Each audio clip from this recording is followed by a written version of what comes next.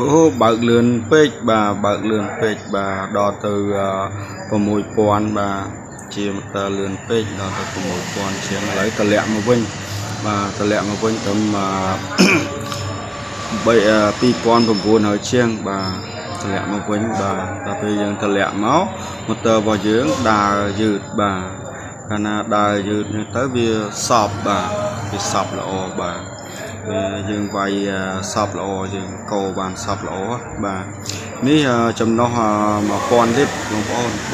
បាទធ្វើលើកហ្នឹងអត់នេះទេអត់យើងអត់ដាក់ពណ៌ទេបាទយើងយកពណ៌សហ្នឹងហើយ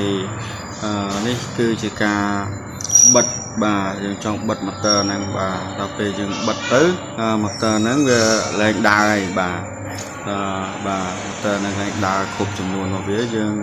យកលព្រាយកដួសមើលបាទខាប់ល្អសាប៊ូយើងខាប់ល្អមែនតើបាទអញ្ចឹងរយៈពេល2ម៉ោងយើងច្រកបាន